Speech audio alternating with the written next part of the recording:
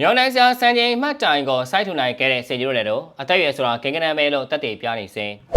ရက်ဒ်မန်ဝိုင်းမင်္ဂလာပါဝေလူချာ IMAX ကွန်ရှယ်ကိုစပွာရီနာကနေအားလုံးကိုပြန်လည်ကြိုလိုက်ပါရစေ။ဘောလုံးကမှအသက်အရွယ်ဆိုတာကိန်းကနန်းတစ်ခုပါပဲ။ဆွဲစကားကိုလက်တွေ့တက်တည်ပြနေတဲ့သူကတခြားသူမဟုတ်ပါဘူး။ခွရစ္စတီယာနိုရိုဒိုပါပဲ။ပေးရညကစားခဲ့တဲ့ NSA နဲ့ Alpha တို့ရဲ့ပွဲမှာရိုဒိုဟာ3ပွဲဆက်တိုက်နားနေကြကနေဘီယန်တပါလို့ပြန်လာခဲ့ပြီးဘယ်သူမှမလုံနိုင်ခဲ့တဲ့သမိုင်းဝင်စံချိန်တစ်ခုကိုတင်ရှိသွားခဲ့ပြန်ပါတယ်။ပွဲမစားခင်ကလေးကပရိသတ်တွေကရင်ခုန်နေကြတာပေါ့။စပိန်မားနေတဲ့တင်ကောင်းဆောင်ကြီးပြန်လာပါမလားဆိုတာစောင့်ကြည့်နေကြတာဖြစ်ပြီးပွဲထွက်လူစင်းမှာသူ့နာမည်ကိုမြင်လိုက်ရတာနဲ့တင် NSA ပရိသတ်တွေအားတက်သွားကြပါတယ်။ပွဲစားလို့34စက္ကန့်ပဲရှိပါသေးတယ်။ရိုဒိုကဂိုးသွင်းဖို့ကြိုးစားခဲ့တာပါ။ဂိုးမဲအဖက်တွေမှာကိုမီးအားပိတ်ခဲ့ပေမဲ့ဂိုးဘေးကနေကတ်ထွက်သွားခဲ့ပါတယ်။ဒါပေမဲ့ဒါဟာငါပြန်လာပြီဆိုတဲ့အချက်ပေးတံဖြစ်သလိုအသက်40နှစ်ရွယ်ကစားမတရားရဲ့တုတ်ပြန်မှုနှုန်းကလူငယ်တွေထက်တောင်မြန်နေသေးတာကိုပြသလိုက်တာပါပဲ။ပွဲစားရင်18မိနစ်မှာတော့အားလုံးမျှော်လင့်နေတဲ့ဂိုးရောက်လာပါတယ်။ဆာရီယိုမာနီရဲ့ဘယ်တောင်ပံကဖြတ်တင်ဘောကိုရိုဒိုကအပိုင်ပိတ်သွင်းပြီးတော့ NSA အတွက်အဖွင့်ကိုရယူပေးခဲ့တာပါ။ဒီတင်ကိုဟာရိုးရိုးတင်ကိုတစ်ခုမဟုတ်ပါဘူးရိုဒိုဟာသူစတင်ကစားခဲ့တဲ့2002ခုနှစ်ကနေအခု2026ခုနှစ်အထိ24နှစ်ဆက်တိုင်းနှစ်စဉ်မပြတ်ဂိုးသွင်းယူနိုင်တဲ့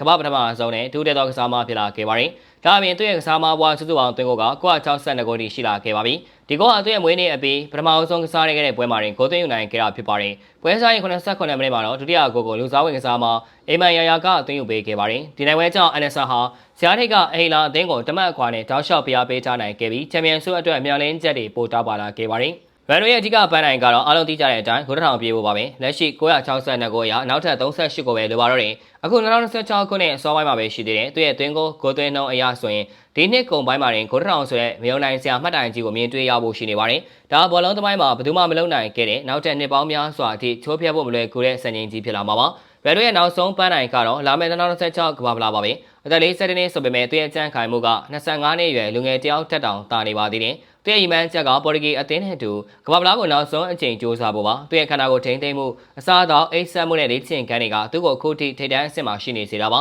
ရိုဒိုဆိုတာဂိုးသွင်းဆွဲတစ်ခုတည်းမဟုတ်ဘဲနဲ့ဆွဲလုံလာရိယာရဲ့ပြရုပ်တစ်ခုပါပဲ24နှစ်ဆက်တိုင်းဂိုးသွင်းနိုင်တာဟာကံကောင်းလို့မဟုတ်ပါဘူးမနေ့တိုင်းအစောဆုံးထပြီးလေ့ကျင့်ခန်းဆင်းခဲ့တဲ့ပေးဆက်မှုတွေရရလည်းပါပဲကျန်ရှိနေတဲ့38ဂိုးကိုသွင်းပြီးဂိုးတစ်ထောင်ပြည့်မဲ့နေ့ကိုပရိသတ်တွေအားလုံးကတော့ရင်ခုန်စွာနဲ့စောင့်ကြည့်နေကြမှာသိချပါပဲနောက်ဆုံးမှာတော့ဆော်လီလေးရဲ့မတရားမှုတွေကိုတိုက်ထုတ်ပြီးစေဂျီနိုနဲ့တို့ပြန်လာနိုင်ခဲ့ပြီပဲဖြစ်ပါတယ်ဟုတ်ကဲ့ပါခင်ဗျာဗီဒီယိုကတော့ပါပဲနောက်နေ့မှလည်းအားကစားနဲ့ပတ်သက်တဲ့သတင်းအကြောင်းတွေကိုတင်ဆက်ပေးသွားမှာဖြစ်တာကြောင့်ကျွန်တော်တို့ရဲ့ page တွေကို like and follow လုပ်ပြီးဒီဗီဒီယိုလေးကိုလည်း share ပေးကြပါဦးလို့ပြောရင်းနဲ့ညီကုန်းချိုလိုက်ရပါတယ်ခင်ဗျာ